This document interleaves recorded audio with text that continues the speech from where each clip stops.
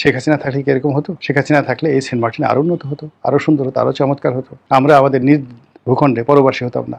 আমরা এখন ইচ্ছে করলে আলীকদম যেতে পারি না, আমরা এখন বান্দরবন যেতে পারি না, আমরা এখন থানচি যেতে পারি না। এখন যে অবস্থা আছে, শেখ হাসিনা থাকলে এই ঘটনাগুলো ঘটতো না। এই কথাগুলো বলছে, আপনি পাবলিকের মুখ বন্ধ করতে পারবেন না।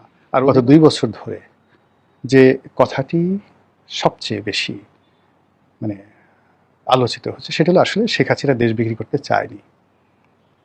সে ওই যে কথাটি আগে মনে আসেনি, লেন্দুব দর্জি, সে আসলে লেন্দুব দর্জি ছিলেন না। তিনি এই দেশটিকে শিখে বানাতে চাননি।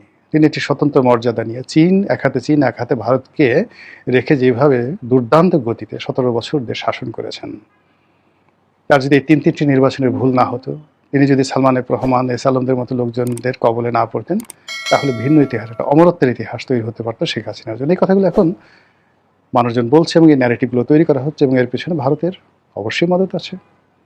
অন্যদিকে যেটা বলা হচ্ছে যে আরে এ তো বিশ্ব বাটপার, এই বিশ্ব খেলোয়াড়, এই দেশটাকে শেষ করে দিয়েছে, ইস্ট ইন্ডিয়া কোম্পানি রবার্ট ক্লাইভের চেয়ে খারাপ, এই মির্জাফর চেয়ে খারাপ, এই পুরো দেশটাকে বিক্রি করে দিচ্ছে, সেন্ট মার্টিন বিক্রি করে দিচ্ছে।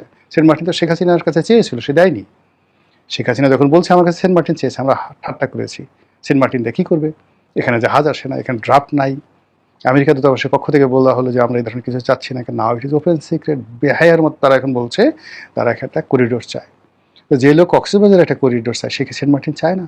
সেই সেন্ট মার্টিন ওই সময়টাতে তত্ত্বাবধায়কের আমলে বন্ধ করা হয়েছে, অন্তর্বর্তীকালীনের সময় বন্ধ করা হয়েছে, এখন পর্যন্ত চালু করা হয়নি। সীমিত আকারে সেখানে যাওয়া হচ্ছে, মানুষের হাজার হাজার কোটি টাকার বিনিয়োগ, পরিবেশের কথা বলে, বিভিন্ন কথা বলে সেখানে সীমিত করে রাখা হয়েছে। এখন সবাই বলছে আরে শেখ হাসিনা থাকলে কি এরকম হতো? শেখ হাসিনা থাকলে এই সেন্ট মার্টিন আরো উন্নত হতো, আরো সুন্দর হতো, আরো চমৎকার হতো। আমরা আমাদের নিজ ভূখণ্ডে পরবাসী হতাম না। আমরা এখন ইচ্ছে করলে আলীকদম যেতে পারি না, আমরা এখন বান্দরবন যেতে পারি না, আমরা এখন থানচি যেতে পারি না।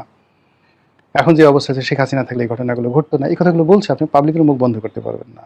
আর অধিকন্ত বলছে এই বিশ্ব বেহায়া, এই বিশ্ব বেহায়ার দল, এরা এই দেশটা বিক্রি করার জন্যই মূলত বাংলাদেশে এসছে। এদেরকে ওয়েস্ট, পশ্চিমা, এই গত 30-40 বছর যাবৎ অর্থ দিয়ে, বৃত্ত দিয়ে এই টাউটারি বাটপারি শিখিয়েছে। তারা এই দেশটাকে সর্বনাশ করে পশ্চিমের হাতে তুলে দিয়েছে এবং স্বাধীনতা, সার্বভৌমত্ব শেষ। এখন এরা বঙ্গভবন মানে টার্গেট করেছে, গণভবন উড়িয়ে দিয়েছে, 32 নম্বর ভেঙে দিয়েছে, এখন বঙ্গোপসাগর দখল করবে।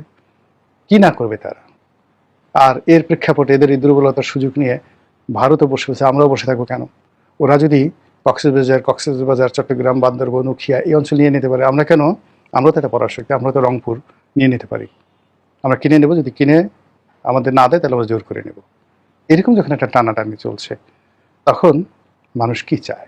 একটা বটবৃক্ষ, একটা ব্যাকবোনওয়ালা নেতৃত্ব, যেখানে মানুষকে স্বস্তি দিবে, ভরসা দিবে, আস্থা দিবে যে ডোন্ট ওয়ারি, আমি আছি।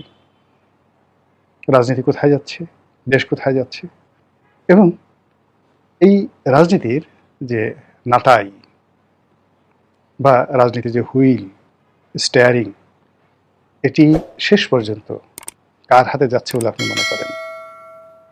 মহান আল্লাহ আমাদের সবাইকে হেদায়েত দান করুন এবং হেফাজত করুন। আসসালামু আলাইকুম ওয়া রাহমাতুল্লাহি ওয়া বারাকাতুহু।